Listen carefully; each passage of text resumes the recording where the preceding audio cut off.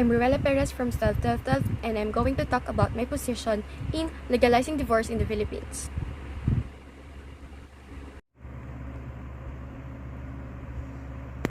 Don't want a divorce? Then don't get one, but let others have second chance in life, said Senator Risa Hontiveros.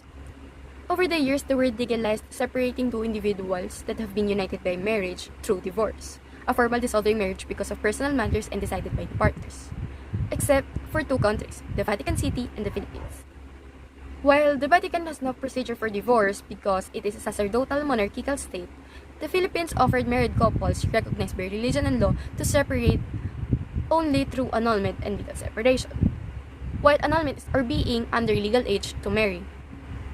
Under legal separation, the marital obligation and the property relations between the spouses are ended, but the marriage bond is not dissolved, unlike in divorce or annulment, and spouses are entitled to live separately. Thus, a legal way of separation might not be prioritized, but just gone separate ways and have another family while being married to someone else, which is more worse than having a divorce.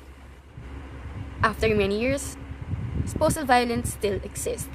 1 in 4 women admits of experiencing such abusive relationship, age 15 to 49, has ever experienced physical, sexual, or emotional violence by their husband or partner, based on the primary findings of the 2017 National Demographic and Health Survey.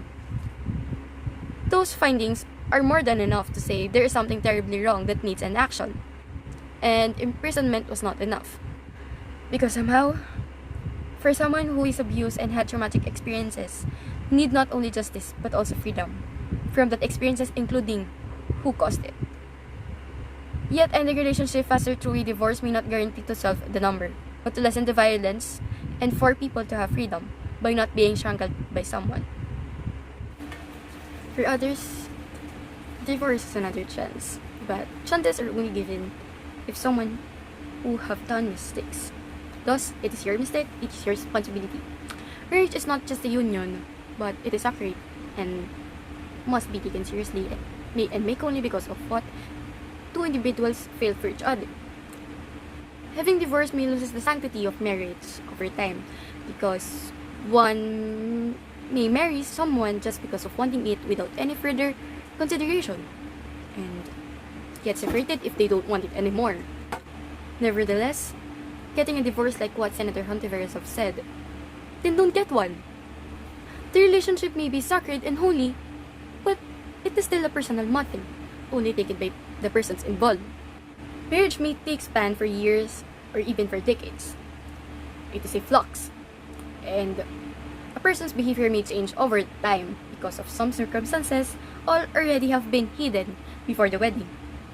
Furthermore, Takahashi said, a feminist collective, while there's no question that divorce is hard for us kids, it is far cry better than raising your children in a violent, abusive, angry, or deeply resentful marriage. After divorce, I started to see the positive effects of separation. She also added that there's no more shouting, no more conflicts. My family became as nurturing as ever. Therefore, the thought of divorce may scar a child, but not for too long. Having not complete family is truly sad, but listening to those shouts and conflicts every day are way more devastating. Legalizing the divorce in the Philippines may give the people to have second chance in life. To sum up it all, an annulment and legal separation are not enough, as it is only permitting the cases mentioned. Many conflicts in the Philippines are needed to be addressed first, but legalizing divorce should not be neglected. Divorce in the Philippines may also be abused by marrying impossibly and loses in sanctity. However, violence among broken marriages must not be neglected. The relationship is a personal matter and people must have freedom to move forward and may choose their partners throughout their lives and spend it with someone they truly love. No one deserves to be strangled to someone or a relationship, even to marriage, if it is toxic or not. Thus, legalizing the divorce in the Philippines should also be addressed.